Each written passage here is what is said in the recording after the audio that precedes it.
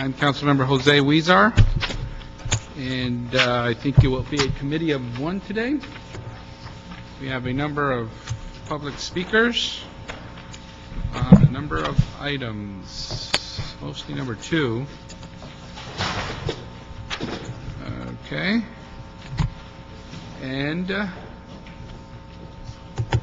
number of other projects. Here we go. Number 4. Okay. Get set here. Okay. And before we begin, if anybody wants to fill out a public speaking card, you can come over here and get one and sign up. Anything not on the agenda for general public comment, you could also speak on that item as well. It also appears that we have some items that may be approved on consent, unless you really would want to speak on the item, or if there's some changes. Items number 3, 5, 6, and 7. Mr. Chair, we have a speaker card for items 5 and item 7. 5 and 7, they're speaker cards. Okay. Do they want to speak now? So we will have items 3 and 6 on consent. Unless any public speakers on 3 and 6, or someone wish to be heard on that item. No? Yes, sir. I want to pull my card number 5. Pull your card number 5. Okay. So pull this card number 5. So we're down to 2. Ronald Cargill. Yes. Cargill? Cargill. Cargill. Cargill. All right. So we will pull that public speaker and put number 5 on consent. All right. So we have 3, 5, and 6 on consent.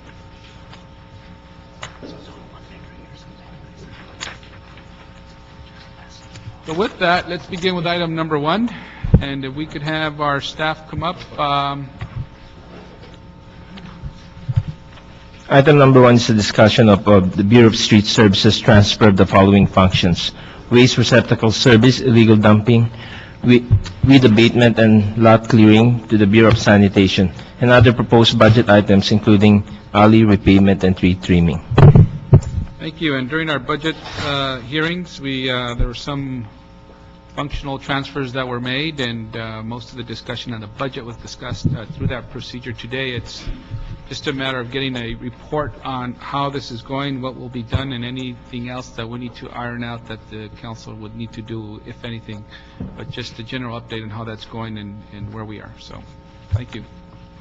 Councilman, I'll start. John Chavez with the CAO's office. Our office will be releasing our report the next couple of days. We do have some recommendations. We did have a chance to review Sanitation's report. We don't have any major disagreements with theirs, but we will come out with our final recommendations the next day or 2.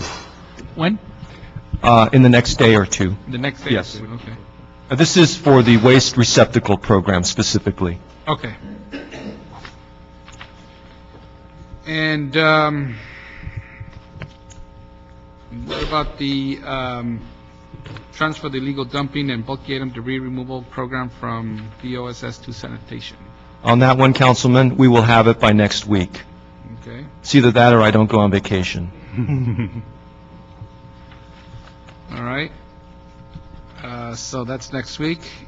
And the tree trimming. Ron Olive, Assistant Director with the Bureau of Street Services. Good afternoon, Mr. Chair.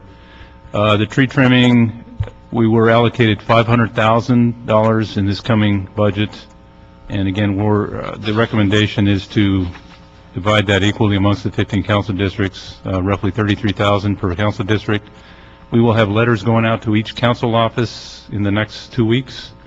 We've looked at and are recommending a grid, an area, if you will, where we can have a concentrated number of trees where, with the economy of scale, we're looking at maybe being able to do 3,300 trees or $100 per tree. But if we do them in a group, Of course, there's options that were discussed at Budget and Finance and Council about concentrating on where there's been claims and maybe some other locations that the council office and neighbor councils would recommend we look at. We're happy to have those discussions with the council districts, but knowing that if we're doing those one at a time or two at a time, the cost per tree is going to go up. So 3,300 would be the most we can do if we can do a group of them or a couple of large groups of them. But we are flexible on that, and we'll work with every council district on their particular needs. So you can divide that up by 15. What if you divide it up proportionally according to the number of trees in each council district? What do you think about that? Let's say, we have, how many total number of trees do we have in the city? We have roughly 700,000 street trees in the city. 100,000, then you look at how many of those are in each council district, you get a percentage, and you allocate the funding that way. Because let's say Council District 12 has, 5,000 trees, and Council District 1 has 200 trees, but yet you're giving the same amount of money to each area. And it's not much money. It's the drop in the bucket. Yeah, I think that's the thing. And to be perfectly honest, I don't know that we can precisely identify the number of trees per council district with any... If you know the number of trees citywide, you should know where they're at. Yeah, it's a little bit of the approximation there.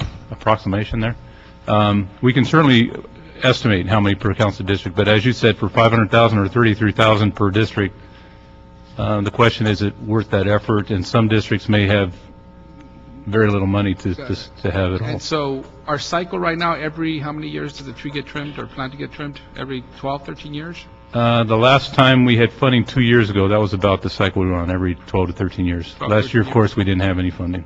And this is not going to change that cycle, right? Oh, no. 500,000? No, it's a drop in the bucket. Helps. Okay. And how will you go about in identifying the trees?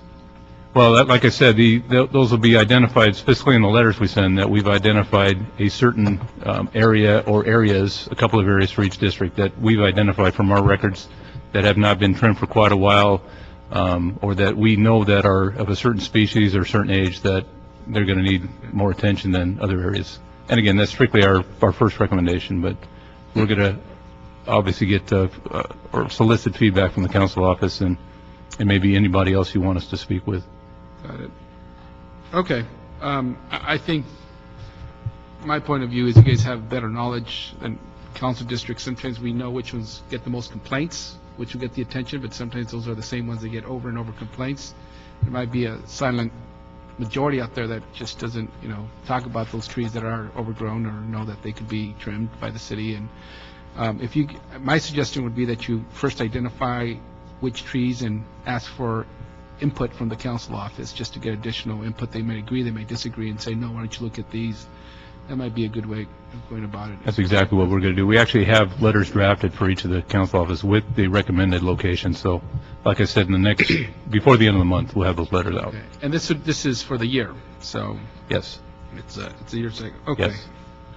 We'll go through that. If you don't mind, we're going to actually continue this item until we get the reports on the trash receptacles and the illegal dumping and bulk item debris. But if you could report back at the next meeting if distributing those funds proportionally will make sense. If it's too much of an effort, that's fine. I mean, I think we're going to do something. It's just, if we had a whole lot more money, I think we'd have to get a lot more precise about how we're going about it, but, Right.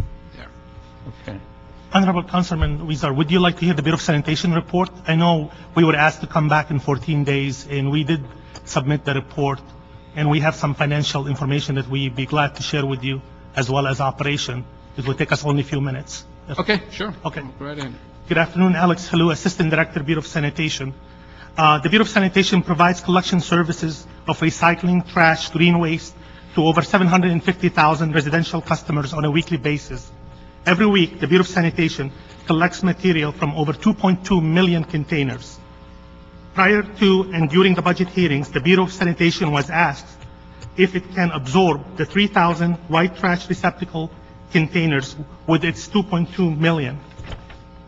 The Bureau of Sanitation worked with the Bureau of Street Services, and the Bureau of Street Services provided us the location of the 3,000 bins. And after evaluation, we are confident that the Bureau of Sanitation can integrate the 3,000 trash receptacles into our existing refuse collection routes. In addition, we can provide savings to the general fund by eliminating 2 of the vacant positions. Our understanding right now, there is 5 positions, and after evaluation, only 1 out of the 5 positions are filled. So 2 of the positions could be eliminated. I would like to turn it over to Denise Plato, who could talk about the financial savings to the general fund. And we also have some recommendation that we would like to introduce for the record. Okay. Thank you. Thank you, Alex. Denise Plato, Bureau of Sanitation Financial Management Division. Based on our analysis, we believe that there's huge economies of scale associated with bringing these 3,000 containers into our regular operations. We believe, based on the original proposal to transfer 5 positions from Bureau of Street Services over the Bureau of Sanitation, we don't believe we need 5 positions. We believe we can do the job with 3 positions, so those other 2 positions can either be reallocated or cut. Since they're vacant positions, they obviously could be a good target for cut or some other reallocation. We believe that as using the numbers that were provided in the CAO reports, the salary levels, and the tip fee estimates that have been provided to us by the CAO and Bureau of Street Services, we believe that our per container cost for collecting 3,000 containers is $19.63. With the Bureau of Street Services, using the resources that were identified within the Bureau of Street Services, the cost per container is $24.24. So it's about $5 per container that we believe that we can save for each collection from the street.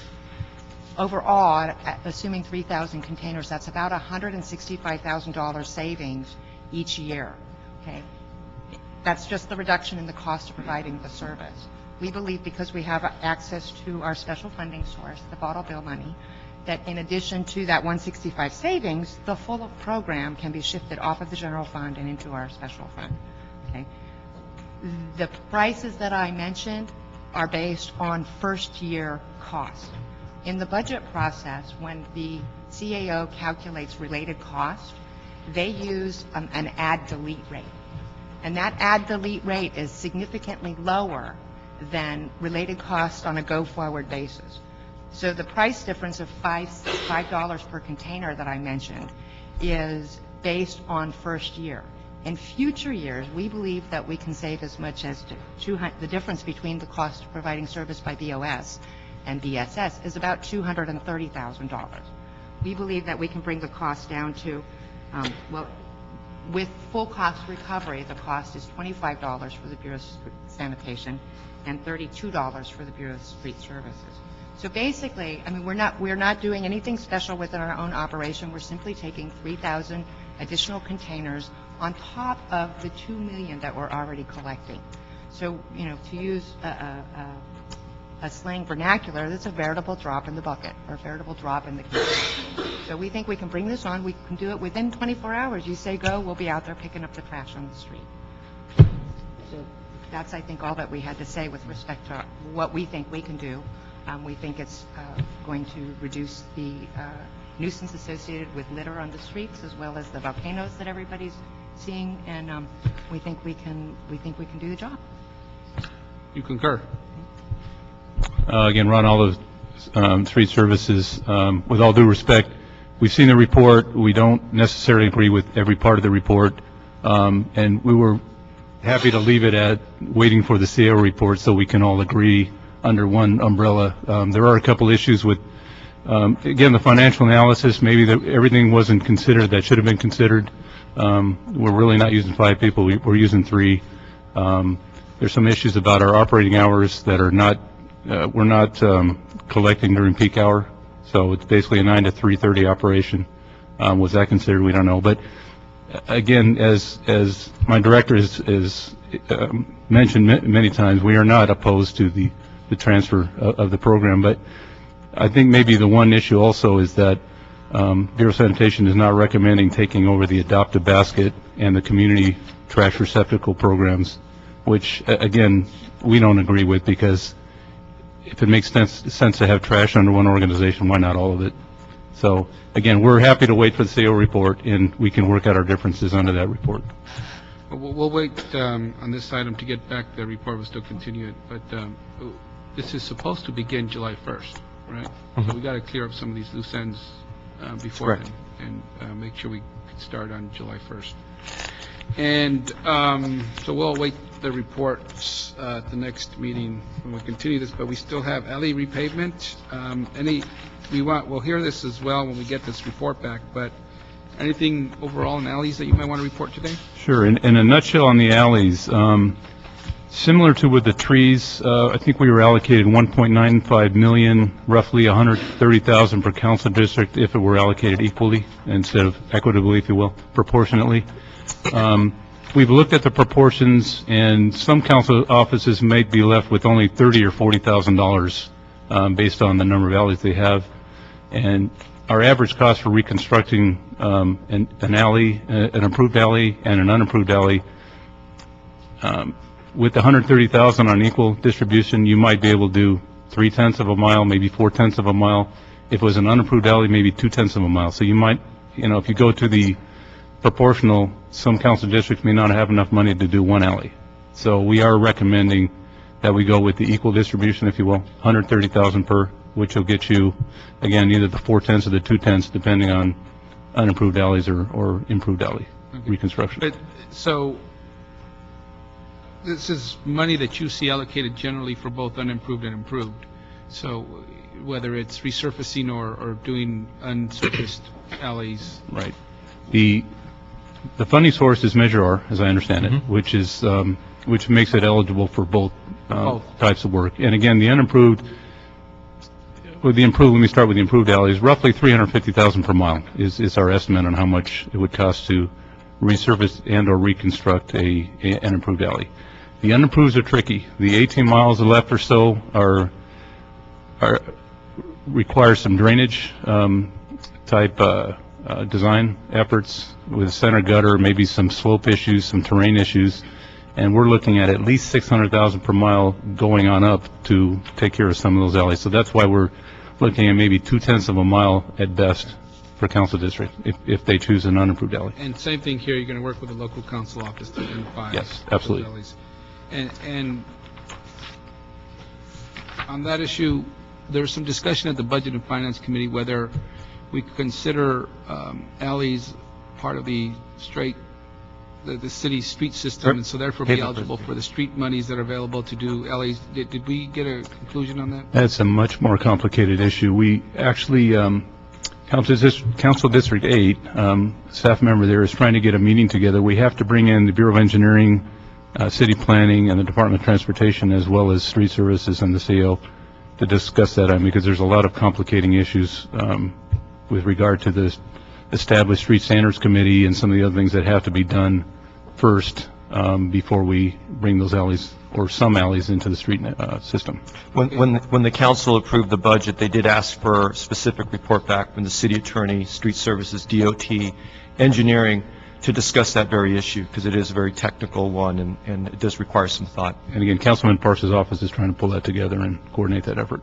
When we hear this back, can you give some preliminary thought in your report on this and what direction, where we're at? If your answer in a written form is that Councilmember Parks' office is working on it, at least we have that in writing on the record in this committee, and we will work with his office to bring that to the committee. But if you could put that in your report as well, where is that the answer? How are we pursuing that answer? And okay, we could follow up there. Anything else? No. What are we going to do about more money for our alleys and trees and long-term plan? Multi-billion-dollar question. Yeah. We intend to take that up in this committee, just to come up, at least lay out some long-term strategies with your help. At some point, we'll introduce a motion in council to hear those items here in terms of long-term. We have to tell our constituents often that, city didn't have money to fix that sidewalk, to fix that alley, to fix those trees. At least we have something in place that we all know a path we're going towards that will we'll see where and what we can do in the future. Ron and I met with Councilman Labange a week ago or so. I think he's was some discussion about having a Congress to discuss those issues, funding issues, and how to be able to pay for the pavement preservation plan in the future, because there's a lot of money at stake here. Thank you. See you at the next Public Works Committee meeting. Thank you. We have two public speakers on this item. The first is Charles Leon. Charles Leon. Right.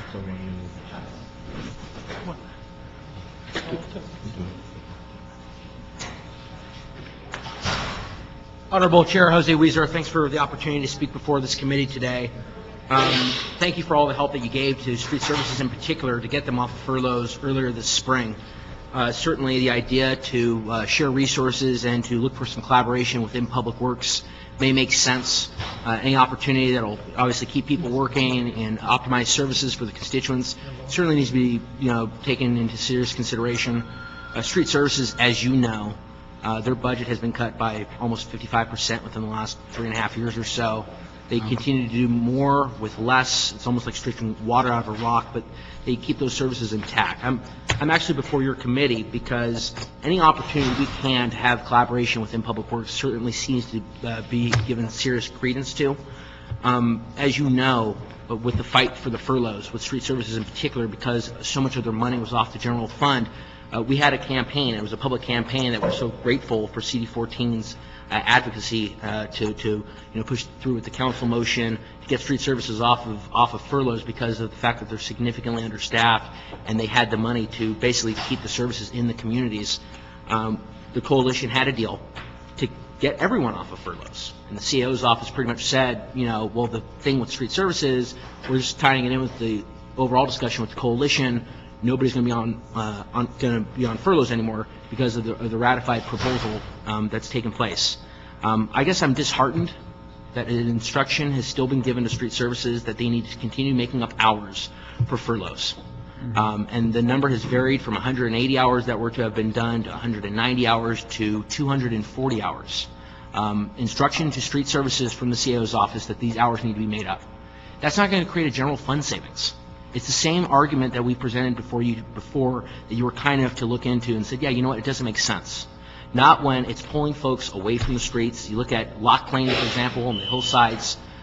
They should not have to be making up extra hours, and we would appreciate your office giving instruction and helping to basically say, you know what, they did enough furloughs. They did more than they should have to begin with because they are not even, most of the funds aren't on the general fund. Please assist us with that fight. We only have a few weeks left. It would be very much appreciated. And then also one last thing I want to add is lock cleaning is a part of this whole deal with sanitation. I suggest having somebody from either you or somebody from your office look at the lock cleaning crews and the work that they do on the hillsides. It is fantastic. The 8-hour days that they put in, and now that we're getting into the summers and the temperatures are going to be rising, these folks are absolutely amazing. I suggest you all shadow one of the lock cleaning crews. Okay. Thanks, sir. Thank you very much. Simboa Wright.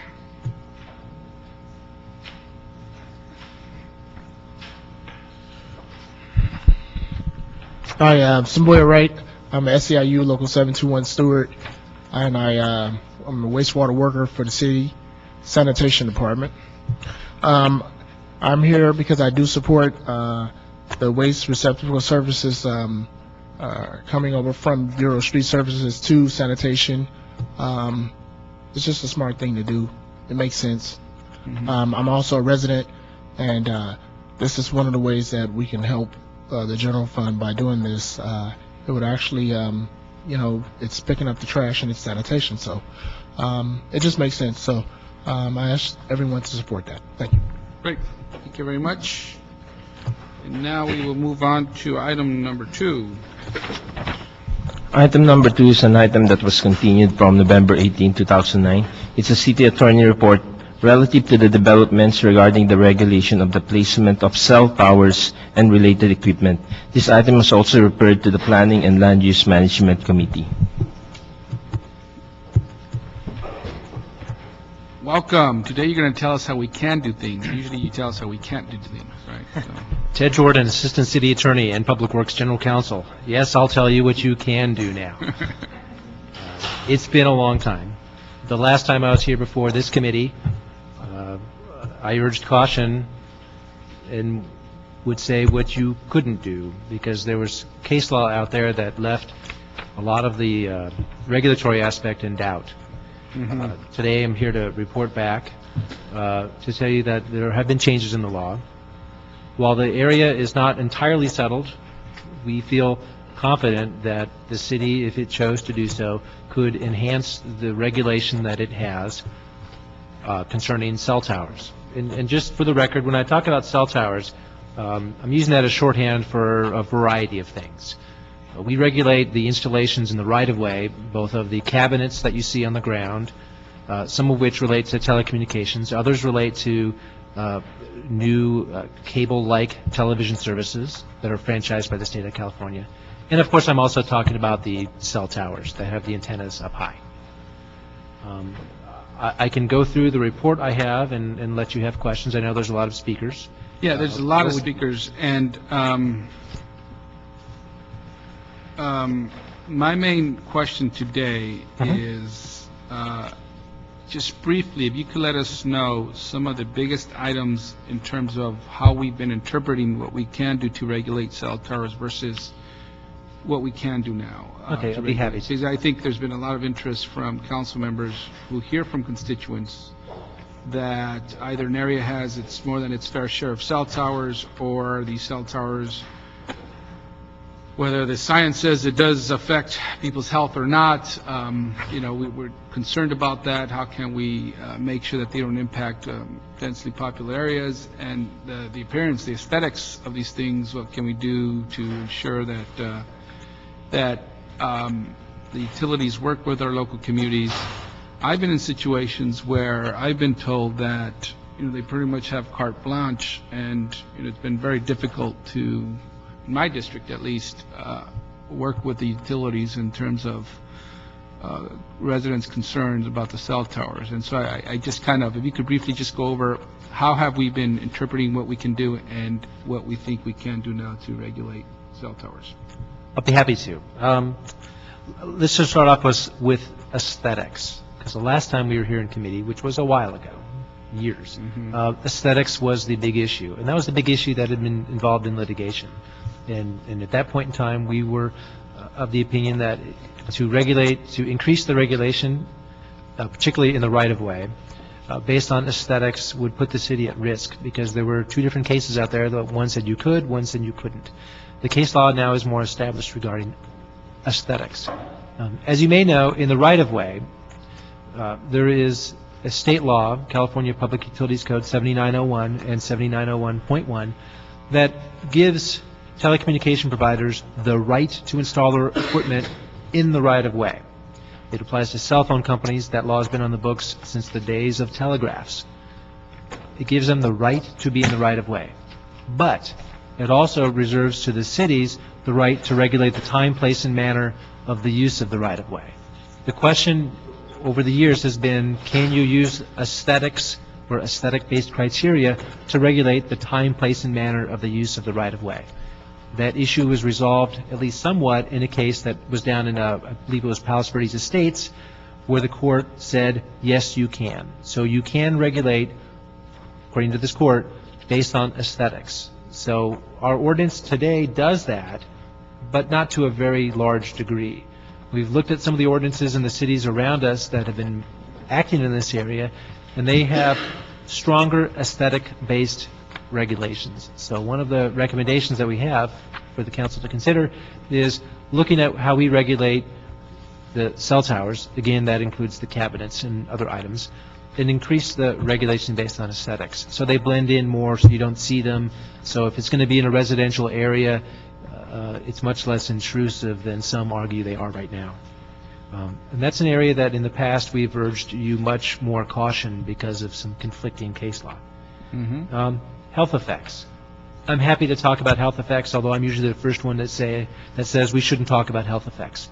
The federal communications, the federal communications regulations in the Telecommunications Act, it's a federal law. It says you cannot regulate the placement of cell towers based on the environmental effects. So that's why we have historically said you can't consider health effects. I'll have somewhat of a caveat, though. The Telecommunications Act says you can't regulate the location based on the environmental effects if they're operating within the FCC limitations. There are limitations on what you can put on those cell towers. What some of the other cities around us have done in their regulations is that they put the burden on the telecommunications companies to demonstrate that the equipment that they're going to install meets the FCC requirements. If they don't, then we can act based on that. If they do, meet the FCC requirements, then we really are not allowed to regulate the placement of those facilities based on their environmental effects. I know there was a recent report that was on the news from the World Health Organizations that talked about that. Until certain aspects of that federal law change, there will be limitations on the city to have regulations that are based on the environmental effects of the equipment. In terms of the other aspects of our ordinance, historically there have been some complaints about facilities that are going up on utility poles. Now, as we relate in our report, the utility pole, and that's typically a pole that supports transmission wires. Think of it as a DWP pole, although many of them are not owned by DWP. We exempt antennas that are mounted on the utility poles.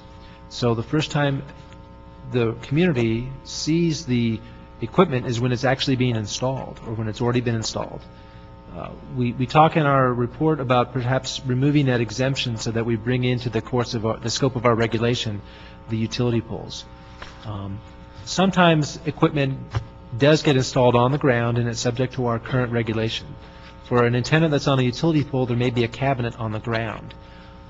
So historically, the cabinet has been subject to our permit. There is notification, but the homeowners and the residents aren't aware that there's actually something that's going on the pole because technically that wasn't part of the permit. Administratively now, for some time, we have been requiring the providers, along with their AGF application for the cabinet, to also include what's on the utility pole, just so that everybody knows what the full nature of the installation is. Those aspects are also incorporated into the other regulations that we've looked at from different cities, so that when you get one permit application, you're seeing the entire picture. Because as you know, if there's a cabinet on the ground, you may not have a problem with that. It's right next to a pole, it's really not going to be in the way, but what you don't know is the big antenna that's going to be on the pole.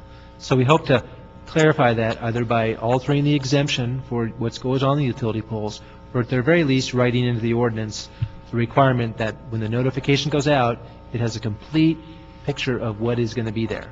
And we've also talked about expanding the notification radius. We hear people come tell us that, well, I never even saw the notice. I didn't know that I could come down and file an appeal. So we've talked about perhaps expanding the radius of the notification so more people know about it. Those are among some of the things that we have suggested that the council should consider. Yeah. So what I intend to do procedurally is this item is also referred to the Planning, Land Use, and Management Committee. I would hope that I will work with the chair of that committee to do a joint committee so that we are consistent in our recommendations. And at the end of this item, I will hold this in committee and then schedule this with Plum at some point. And at that point, hopefully we could work with the city attorney's office to make some recommendations and amendments to our existing ordinances, given the new recent case law that we've seen. So if that's okay with you, do you have any other ideas? No. I think that's a good idea. In some of the we've looked at other cities' ordinances because there's some good ideas there.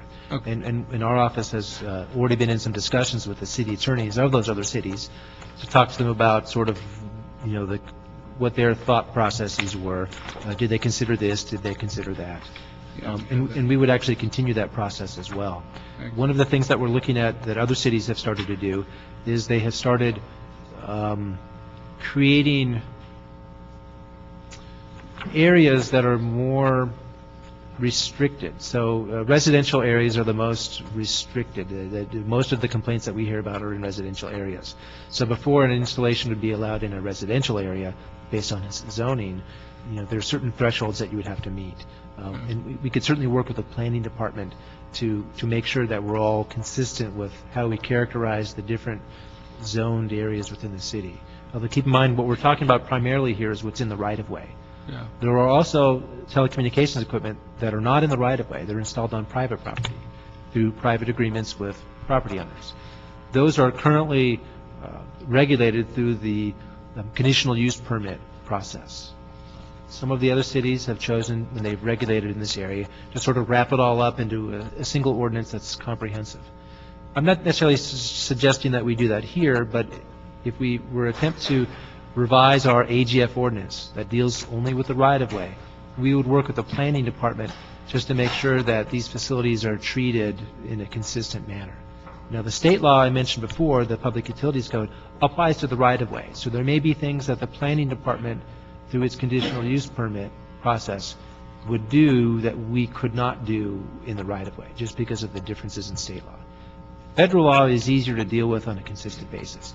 All federal law says, in addition to the health effects issue, is it says you can't have a regulation that would have the effect of prohibiting service.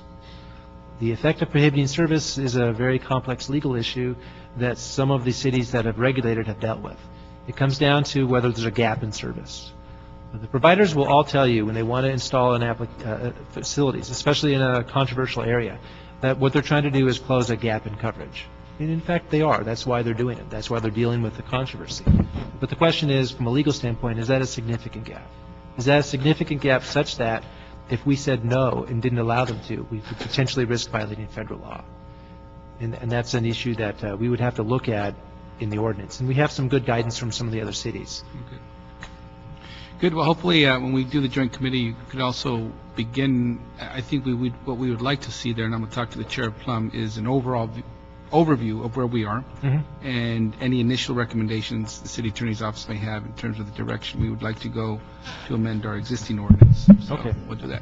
And then just two other caveats, if I may, just for clarity. The report that we have, in the recommendations, the options, we talk about removing the exemption that we have for utility pools. We lump utility pools and streetlights together because they're exempted. We said or, you could do one or the other. Obviously, you could do both. From our standpoint, facilities that are mounted on streetlights have often been less controversial. There are people, and I have spoken to them, that don't want a facility like that on a streetlight. But for the most part, those are viewed with less controversy. So I would urge the council, when it looks at possibly changing our law, to consider separately the issues relating to utility poles, say the DWP pole, versus streetlights. Because there are some designs that have been incorporated into our city streetlights that are much, much less intrusive. It's still there. They still may be in a residential area, but visually they're less intrusive. So there's differences there. And then one last thing, I would be remiss in not advising the council that if you were to follow some of the recommendations that we have here, you would be increasing dramatically, in some cases, the amount of work that's required by the city. So there may be some cost implications that we'd also want to consider in terms of staffing at the city level to handle the additional requirements and possibly even the additional applications, because we'd then be regulating things that we don't currently regulate. There may be fees associated with that, so that would all be part of the picture. We didn't really get into the cost and the fee issue in the report because we really wanted to focus on what the law is, but it's out there in the background. Okay, great. Thank you very much. And we have a number of public speakers. We have about 18 or 19 or 20 speakers. 20 times 2, 40 minutes. I wasn't good at math. Is it okay if everybody gets 1 minute? Yes? No? I'm not too strict on stopping people when the buzzer sounds, but it's if you want to finish your thought, finish your idea, go right ahead. I'm not going to stick strictly to the 1 minute, but everybody generally will have 1 minute. And if you want to finish off, go right ahead. We do have someone here from Councilmember Bill Rosenthal's office. You want to speak now or at the end of the public speakers? Sure. Norman Kula? Color. Close enough. All right. Yes, Norman Cullen, Councilman Rosenthal's senior counsel and his Northern District Director. We've submitted a letter to you as chair today in support of the report. We're extremely appreciative of Mr. Jordan's excellent report. We're supportive of all his recommendations. I just wanted to respond to one question you made to Mr. Jordan when he was speaking about what we could do. And I'd like to point out on page 7 of his report, he points out that the city and county of San Francisco provides that there must be a showing by an applicant, and the Department of Public Health, of course that's the county, must determine that the proposed cell tower satisfies the public health compliance standard, which requires any potential human exposure to radio frequency emissions would be within FCC guidelines. So I don't know how we go about doing something of that nature, but that certainly would address many of the concerns that you raised, that our constituents have about the health impacts, by some kind of process to obtain assurance that, in fact, the federal guidelines intended to protect health standards are being complied with before anything could be done. And, you know, whether there's ongoing monitoring or regular filings that would show that in the future, I leave that to people smarter than I to figure out, but it could go a long way to give our constituents comfort. Okay, great. Thank you. Very much. That's why we pay the attorneys the big bucks. Here they are. Jean Lois Delazene.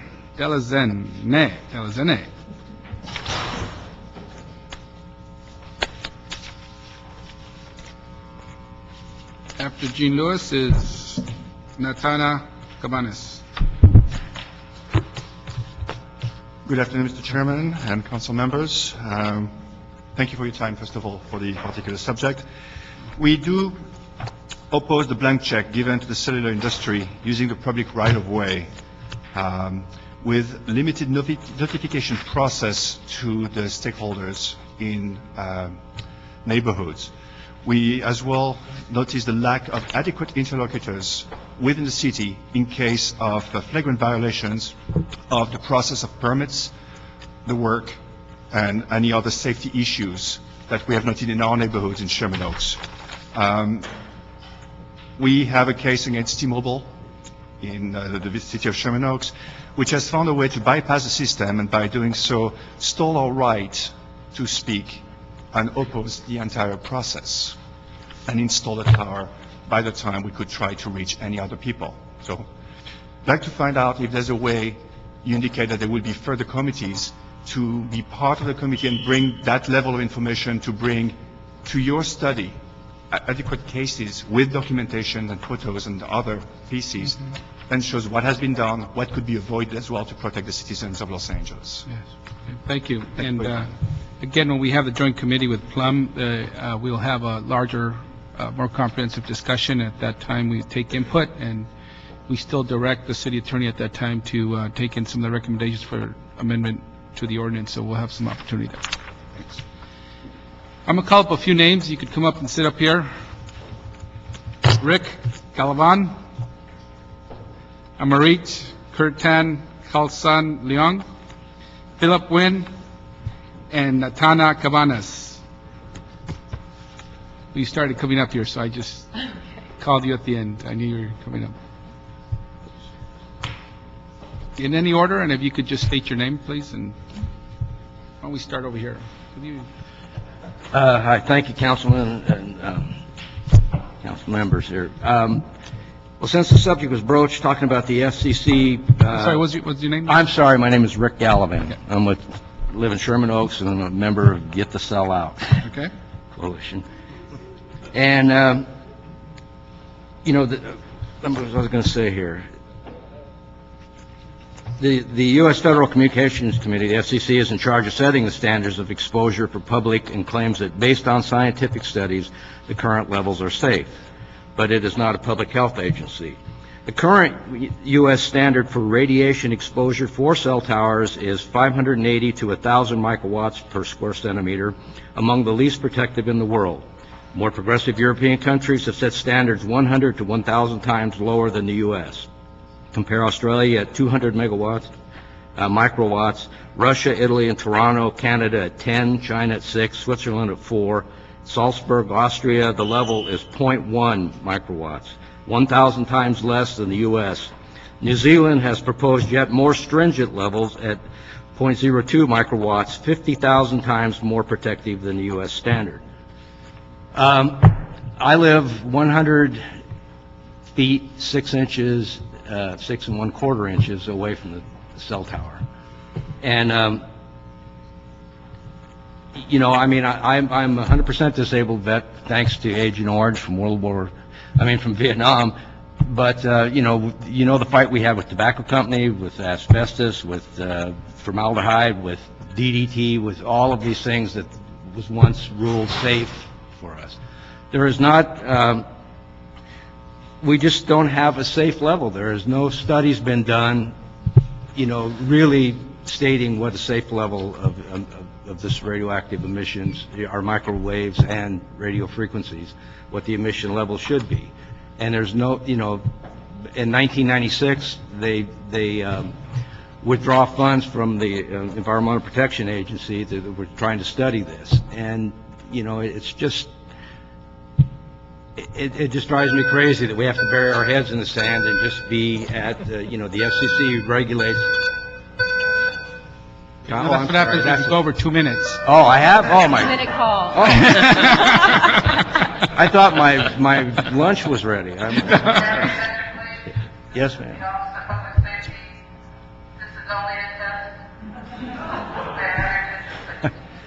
I apologize. All right. Well, thank you very much, sir. Yeah, thank you. Next. I was waiting for the hook to come. That's for 3 minutes. Your name, please, and... My name is Philip Wynn. I live in Sherman Oaks, about a block and a half from that cell tower. And we've had a lot of problems with T-Mobile, which we needn't go into all of our local issues. But in researching our local issues and the problems that we've encountered, we have discovered a prolific pattern of mistreatment of citizens and residents, not only throughout Sherman Oaks, but throughout the county and the state and the nation as well. There's one point that I want to bring up, and that is what the Councilman Rosenthal's assistant brought up, and that's monitoring is needed. There's no law that says that the cell towers don't have to adhere to the federal standard. And as part of the permit process, before a permit is granted, there should be proof at the time of startup that that cell tower is operating within federal health guidelines. And then there should be random testing by an independent city-approved agency that isn't under the control of the industry to ensure that these cell towers continue to operate within the federal health standards. There's nothing that prevents that, and the cost should be absorbed by the cell tower industry, because they're the one that are making the sales. This is a market-driven industry, and they can well afford those. So that's my suggestion. Thank you very much. Next. Hi, my name is Natana Cabanas, and I'm also a member of Get the Cell Out. Get the Cell Out is a group of Sherman Oaks community stakeholders who have been adversely affected by the current ordinance of cell tower installations in the PROW. Gay Nelson will speak specifically to our case. But we have been actively involved in meeting with public officials, reaching out to the Board of Public Works to open up an investigation on our specific issue, and urging the city attorney to complete his report. We're very pleased with the report that has been completed. We commend and strongly support the idea of removing the utility pole exemption, expanding the notification requirements, and enhancing existing aesthetic criteria. In addition, we would also ask for new provisions to impose permit limitations. Currently, according to our Sherman Oaks Neighborhood Councilman, Ron Ziff, there is no permit limitation on our installation. We also want to require that the renewed permits fall under the requirements of the new ordinance, and we would urge that you enact any pending applications for a permit that is not final on the effective date of the ordinance shall be subject to the requirements of the new ordinance. We think that these are reasonable requests given that they comply with the San Francisco ordinance, and thank you for your consideration. Thank you. Hello, my name is Amrit Kirtan Karakolsa Leong, the long name. I wanted to just say I'm with Get the Cell Out, and I live about 1,000 a little bit away from the cell phone tower. I live there with my son. I homeschool him. We have both, since the cell phone tower has been put in, I've been having headaches. We've been having a lot of feeling of being lethargic. And when we leave our house and go somewhere else, we do not have this exhaustion. And it has been tremendously difficult for us. I do not believe cell phone towers belong in neighborhoods, as you do not see a gas station in the middle of a neighborhood. I think it's ridiculous, and thank you so much for hearing my feelings on that. Thank you very much. Thank you. Want me to keep going? No. Next for Gay Nelson, Kevin Tamaki. I can't make out the writing on this, but I think it's, well, somebody just said, oh, it says Sunlung Tahunga Neighborhood Council, but don't have a name. So that's you. Okay. We need a name, so if you could come up and state your name when you come up, please. You could come up right now. And Glenn Bailey, come on up. You're the next contestant on The Price is Right. Is Price is Right? Price is Right. Yes. On TV? That's right. Is it still on TV? Oh, yes. Not with Bob Barker. He's not. Not with Bob Barker. He retired, right? I think he's still alive. He's alive. Fighting for elephants. Remember? Came in one time advocating for taking our elephants out of our zoos. Ready? My name's Gay Nelson. I'm with Get the Sellout. I'm married to Rick Gallivan, so I also live right across the street from the tower. Right around Halloween, the installation began. It was done between Halloween and Christmas. We imagined in hopes that we would be too busy to fight it. The moment that our neighborhood found out what was going on, we got a petition. 361 out of 367 households in the neighborhood were against the cell tower installation, and T-Mobile knew that we didn't want one in our neighborhood because it had been defeated twice before. Therefore, notification was not sent to all the required parties. It was never received by any party with the exception of the neighborhood council post office box. The language of the letters was misleading, dropping the word proposed, implying that it was a done deal. T-Mobile was very much aware of the fact that this was not wanted in this neighborhood in the public right-of-way. During the construction process, there were an incredible amount of safety violations. We called everyone we could think of immediately, and really no one championed our cause. So we're concerned about the fact that we would really like to see stronger notification requirements and a process that gives stakeholders more say and protection in their own neighborhood. Thank you very much. Great, thank you very much. Kevin Tamaki. Good afternoon, Councilmember Weesaw. My name is Kevin Tamaki. I'm with AT&T External Affairs. The unprecedented and explosive growth of wireless broadband usage in the past few years, due mainly to devices such as the iPhone and other smartphones, has led AT&T to enhance and expand its network to meet increasing customer demand.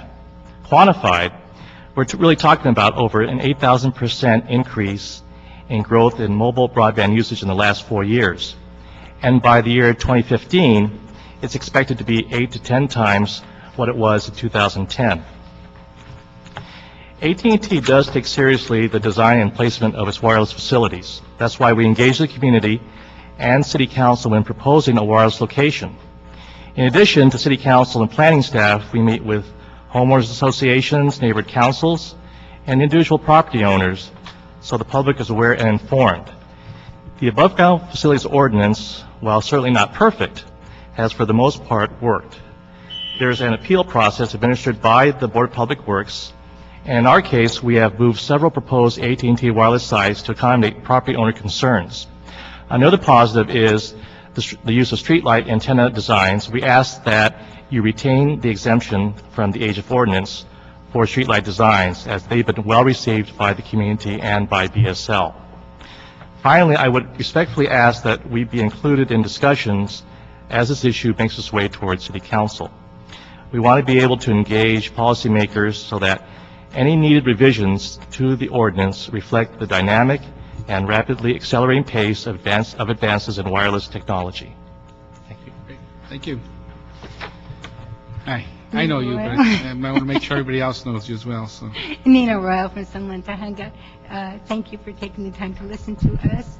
Sunland Tahunga emphatically supports the city attorney's report and suggestions, and we hope that you will take this into consideration and make it an ordinance. The cell tower companies are out of control. In my neighborhood, an 83-year-old man who had put in a sidewalk at his own expense on his own deeded property was taken over by the cell towers without any notification, no nothing, and very minor repairs to his damage to his property. And they told us that they have a buy right. Well, if they have a buy right and they are paying private citizens to put towers on their churches, etc., why is the city not paying, asking them to pay for our property? That's public property. We pay the taxes on it. They should be paying for the use of that property and the inconvenience of the people where they put that stuff. So I would hope that you will take this into consideration and ask for a motion that they investigate that and do it. Thank you. Thank you very much. Glenn Bailey? Glenn Bailey, Area 1 representative on the Encino Neighborhood Council, speaking as an individual, but I am speaking for the Friends of Sepulveda Basin, which will become clear later in my 1 minute. A couple of examples that we've encountered that show the need for such an ordinance is a proposal for a facility on the Orange Line busway in the landscaping, right in the middle of the landscaping, where there was for a half a mile nothing but landscaping, and yet that was something that apparently would have been allowed. Another example is on Burbank Boulevard, just west of Woodley, in the Sepulveda Basin, proposal to put above-ground facility in an area that even just this past year was under 20 feet of water, and yet nobody knew that and said, well, we build so we don't have rain. But the most important reason for both the aesthetics and for the outreach is because of earlier today, the Board of Recreation and Parks Commissioners voted to adopt a policy for the installation of cell equipment on park property. And while I personally think this should be Rule 245 so it can have greater public scrutiny, we must improve the aesthetic control and we must have the outreach stronger so that for all these cases, but on public parkland, it's critical that we not allow the recreation and parks to be the gods when it comes to deciding where they're going to be sited, how much money that they're going to get, without engaging the neighborhood councils, the park users, and the residents around the parks. Thank you. Great, thank you. Thank you for that information. Next four is Dave Beauvais, Christina Spitz, Stephen Resnick, and Sharon Cummins.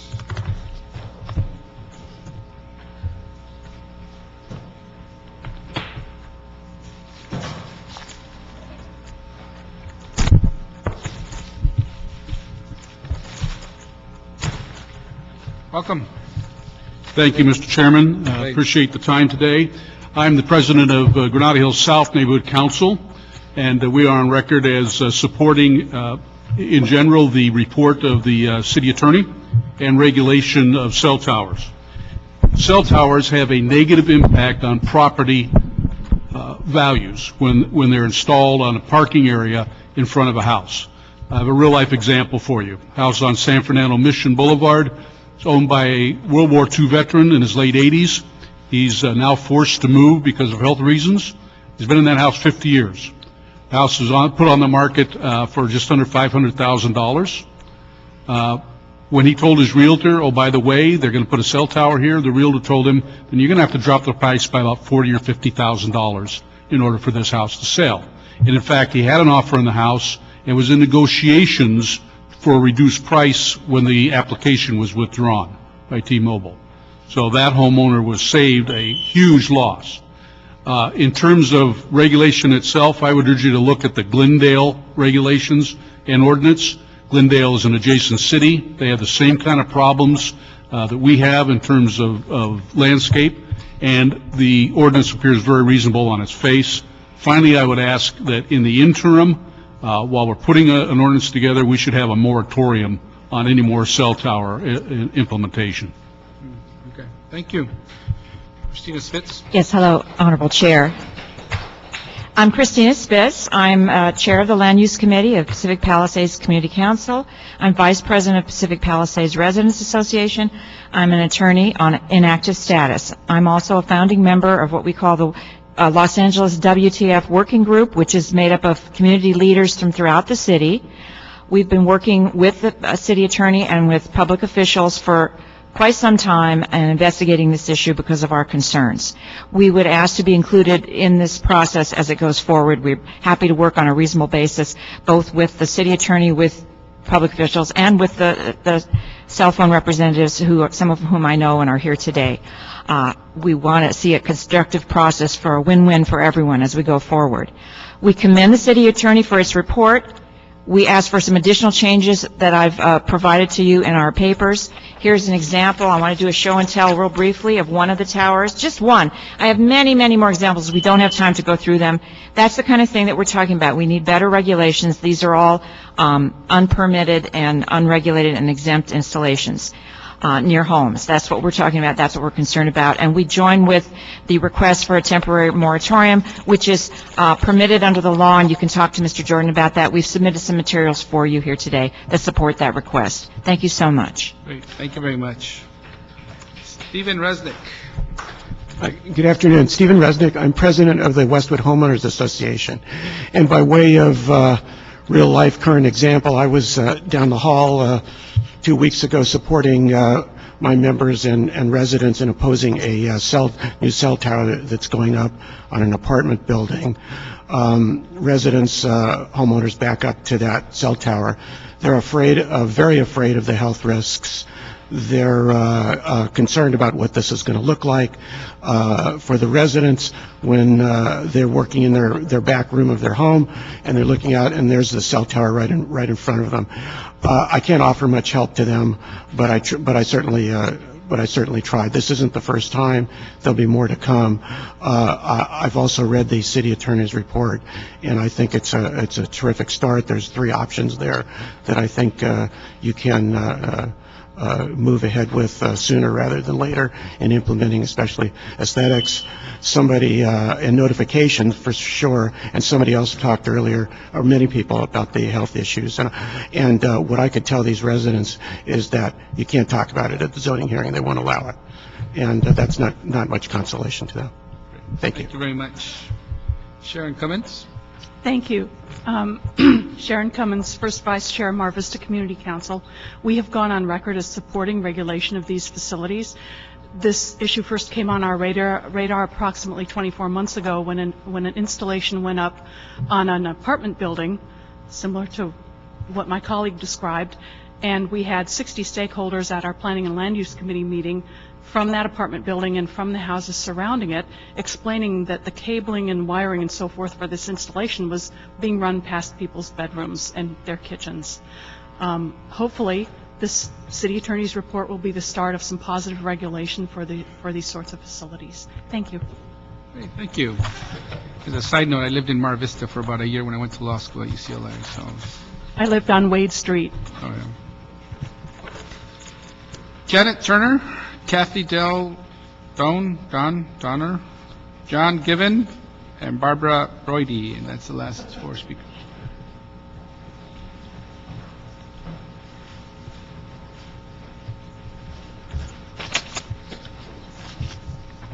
Welcome. Welcome. Janet Turner, Chair of Pacific Palisades Community Council. I'm also on the board of the Western Regional Alliance of Councils, 13 neighborhood and community councils from the West Los Angeles area. WRAC voted unanimously to request that the city enact a comprehensive ordinance regulating WTF in the city. I'm also here speaking to you on behalf of Pacific Palisades. It strongly supports the city attorney's recommendation. We commend them immensely. We have worked with them side by side. The removal of utility pole exemption we highly approve of, expand notifications to CCs, NCs, HOAs, the ability to have appeals by CCs, NCs, and HOAs would be very crucial. And we also go along with the recommendations of Councilman Rosendahl that something be put into place where the emissions be checked to make sure that they are in keeping with the FCC standards. Thank you so much. Thank you. My name is Kathy Deladani,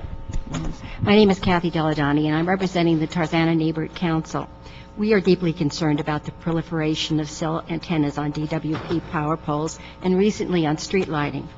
Coincidentally, 10 years ago, while I was doing graduate work on AGFs, I was involved in a work group headed by the Bureau of Engineering on the above-ground facilities. The group was composed of various departments, reps from the cell companies, community people.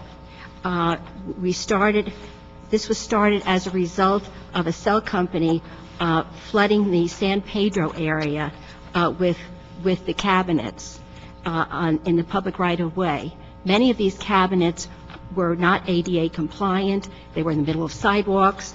They were in scenic corridors. So this is why this was established. I've just given you some, coincidentally, I found minutes from my 2000 meetings that dealt with DWP and street lighting. Both DWP and street lighting, originally they were going to be put into the AGF ordinance, but they strongly objected to, and they wanted an exemption from being in the ordinance. They felt that they would prefer to have an internal policy to deal with the telecommunications industry. They have lease agreements and varying fees when they lease space to the industry. We feel that since there are problems now, that this ordinance would be a way to get them to respect aesthetics and proper locations. Thank you. Great. Thank you very much. Hi, John Given on behalf of Brentwood Community Council. First, I'd like to say thank you for the opportunity to speak today. In 2009, the Community Council in Brentwood passed a motion in support of a revised ordinance that would cover both public right-of-way installations as well as private, and in addition have expressed support to, I think, this committee and to the City Attorney's Office and the Council Office as well. We're in CD 11 for a moratorium. I'd like to thank the City Attorney, especially Mr. Jordan, for the excellent report he just generated. It's a really great start. As Ms. Spitz said, I think there are other recommendations that we would like to see. We haven't passed any motions on those, though, so I can't really speak to them. And finally, just speaking personally, I'd really like to thank Ms. Spitz for her leadership on the West Side on this issue. She's done a tremendous job and has educated a lot of people, including our Council Office and I think this committee and the City Attorney's Office. So just like to say thank you to her for that.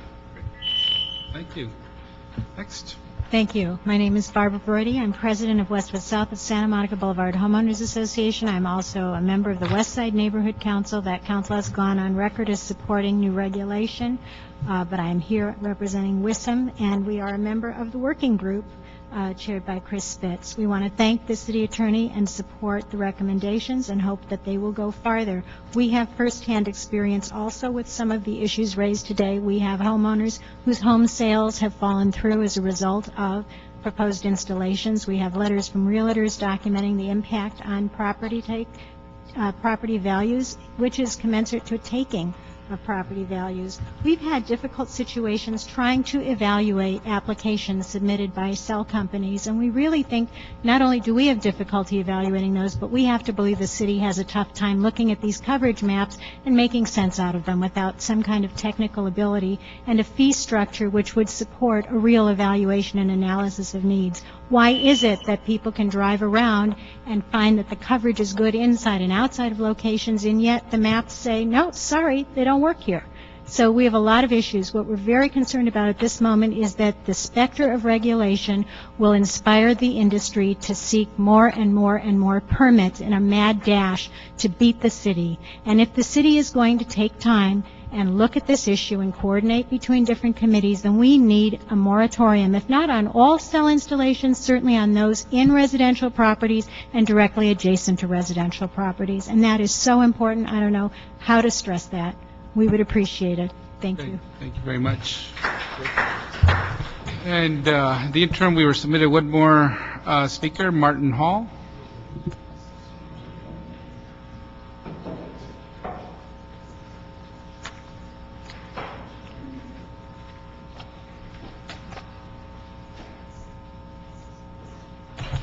Good afternoon. Thank you for hearing me today. Just a few quick words to let you know. My name's Martin Hall, and I'm a resident at 5456 Bevis Avenue in Sherman Oaks. Last October, there was a cell tower construction without notification, appropriate notification. Subsequent dangerous work practices by the contractor, seemingly deliberate diversionary tactics towards the neighborhood regarding and identifying the project.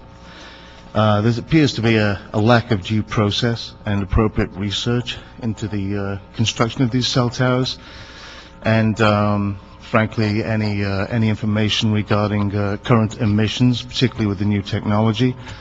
There's also, having discussed with T-Mobile, my own personal scenario, as they invaded my property by digging an extremely deep hole next door to my property on the side street. And they've left it essentially with noise coming through from ducting. It's a mess and it's inappropriate, and their behavior has been unacceptable. That's all I'd like to say. Great, thank you very much. Well, as I mentioned, this item will be continued in this committee, meaning that in the interim, I will speak with the chair of the Planning, Land Use, and Management Committee that we hold a joint committee. I will ask him, I at least have some urgency to hear this item as soon as possible, so I will ask the chair of that committee to see if we could agendize this as quickly as possible. Comments on a moratorium, I will discuss it with the chair, with Mr. Rosenthal's office, and with the city attorney to see if that is warranted at this time. We've heard some good testimony on that, so we certainly will take that into consideration. And so, as you do through normal channels, please stay tuned, and we will try to agendize this as quickly as possible in joint committee. Thank you all for coming. Next item, please. Next item is item number 4. It's a city engineer report relative to the vacation of the 22nd Street between Grand Avenue and Olive Avenue. Item number 4, a proposal for a vacation of a street. Do we have the appropriate city staff here, or item 4? Yeah.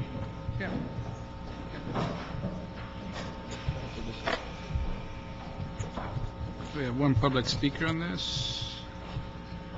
Welcome.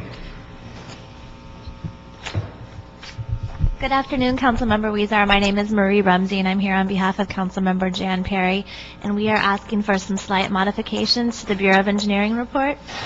Specifically, we're asking for removals of conditions 5A and 5B regarding dedications on Olive Street, and removal of conditions 6B, items 1 and 2 regarding construction improvements on Olive Street. And I'm joined here by Edmund Yu from Bureau of Engineering, as well as Deba. His last name is tough, but he'll pronounce it, and he's representing Trade Tech, and he can explain a little bit more about why these modifications are necessary. Okay. Thank you.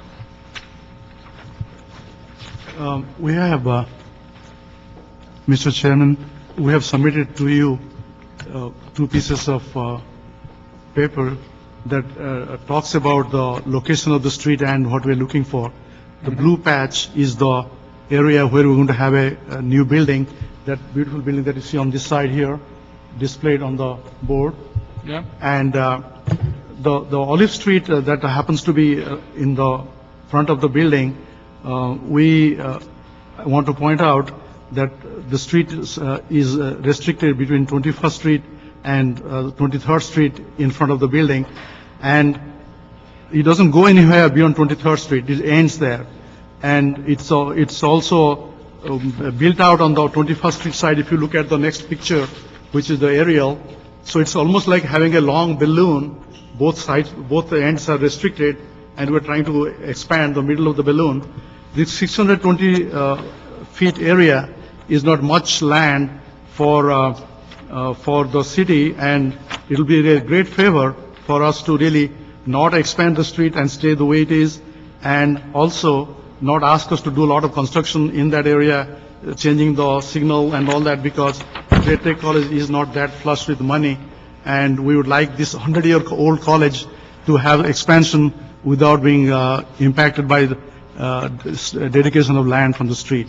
And this issue has been kind of been discussed with Mr. Yu's office, and their answer has been they're sympathetic.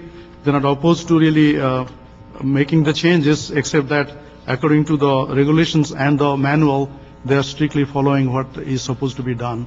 But I think 620 feet of street is not really that much, and it's not going anywhere on both the sides. So I would request that those two issues for dedication as well as new construction be deleted. Okay, and Bureau of Engineering, your thoughts? Edmund Yu from Public Works Engineering. The position from engineering is that our responsibility is to inform the decision maker what are the deficiencies in this area. So the decision maker, in your case, the council or the committee, can decide whether you want to take that into consideration. That's why we want to bring this up to your attention. And if you would like to take, say, financial or other situation into consideration, then you can make the decision. Definitely, what we recommend is only a recommendation, and your committee can decide whether to delete the condition or to amend it or to do whatever. So that's the position of the Bureau. Okay, so as it stands now, there's an application for a vacation, and the applicant is asking that we delete two items that would allow them to have additional space. How many feet did you say? 620 feet. 620 feet. And from the Bureau's perspective, what are the pros and cons of doing that? Well, the pro is that if we can get the dedication and improvement at this time, then the city will not have to spend our own money to in the future to do the widening at this time.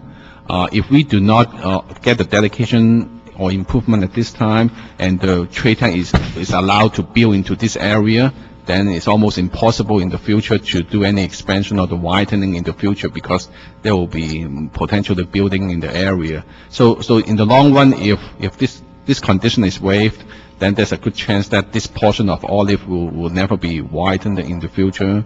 And also one thing to keep in mind is that because trade tank is, they don't need to get building permit from the city, so this is just about the only opportunity for the city to require anything, because trade tank, they are operated under the state architect, so whatever permit will be coming from the state architect, so the city, other than a discretionary action like this kind, would not be able to require any special requirement like this. Yeah, I understand what Bureau of Engineering is saying. I think why this is kind of a special case is Olive Street actually ends at 23rd Street, and then Trade Tech actually built a new parking structure right at the north end of Olive, where there was no dedication done. So the dedication that Bureau of Engineering is requiring would only apply to 620 feet of Olive Street. So the dedication would be really limited and kind of arbitrary and not offer any real widening opportunities for Olive Street. Okay. And so in the future, do you foresee any need to expand Olive Street? Well, Olive Street is basically based on the city's general plan to call for a certain standard. So whenever the opportunity arises, the Bureau will always ask for whoever the applicant, be it the private or the trade tank or other individual entity, to provide that kind of dedication or improvement. If you look at the aerial map I gave you, to the right of the yellow marking, that's already built out. You cannot really expand that because it is already built out all the way up to Washington. And then on the left side, the street is ending there.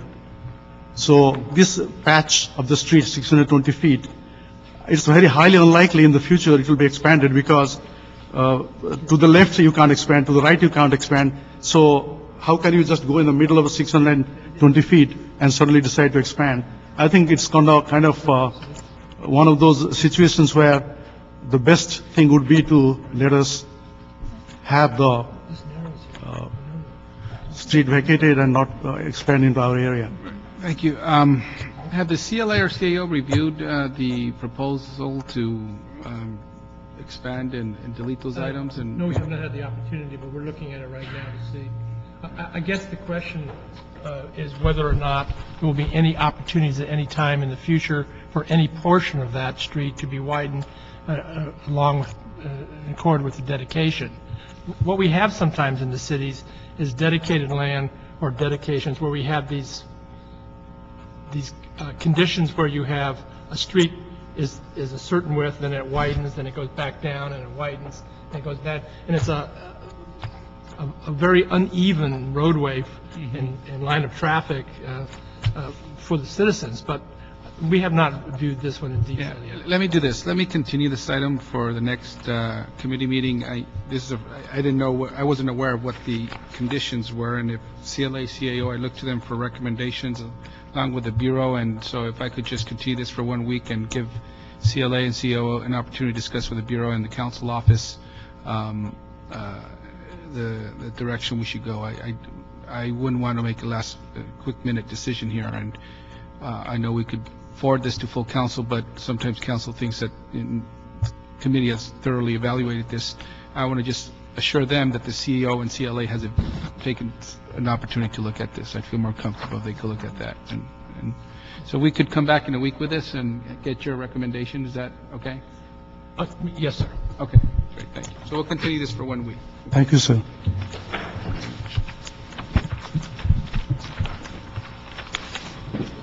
Next item. Next item is item number 7. It's a motion by Councilmember Ricorian and Wizar relative to the issuance of a check to the Treasurer's Office to pay the bondholders and relieve property owners in the Cartwright Assessment District of any penalty charges arising from the city's delay in issuing a bond payment. What number is this? Number 7. We have a speaker card. Okay, there was a card on this, right? Yes, sir. That's why we called it special. Marie Ramsey, I think she called it, she put it for the previous item, so she may have done the number wrong on it. So I think this item is fine. We will approve this item and forward it to full council as a report from the chair. Okay? Thank you very much. And then we have one public comment, Glenn Bailey. That's it for the items, right? And we have one person speaking on public comment. And I do need to remind the public speaker, I'm not too stringent on this, but this is to speak on anything not on the regular agenda. Thank you. Right. Thank you very much, Glenn Bailey. Wearing another hat, I'm on City of Los Angeles Bicycle Advisory Committee, and while I normally am at City Hall speaking to the Transportation Committee, it occurred to me since I bicycled from Glassell Park down to City Hall for this meeting, that perhaps there's a role for this committee dealing with street conditions as it relates to bicyclists, bicycle safety, et cetera, tree root damage, construction activity, which I know is permitted through Public Works, but after they do the construction, they don't always restore the bike lane markings or the other, for that matter, crosswalk markings always. So I think there's some issues that may be similar to what Transportation Committee, where they basically had a town hall dealing with issues, that maybe you might consider doing a town hall for street issues as it relates to bicyclists and pedestrians, and invite folks to come and testify at a session similar to what was held then, which was down at the Public Works Boardroom, I believe, and maybe get some input that might help this committee and the departments deal with issues that they may not totally be aware of how they're affecting the safety of other users of the roadway other than vehicles. Great. Thank you. We will consider that, given the purview of Public Works and the public rights of way and how that relates to bicyclists. We will consider that. That's great. Thank you very much. And I think that ends our meeting. Meeting adjourned. Thank you very much.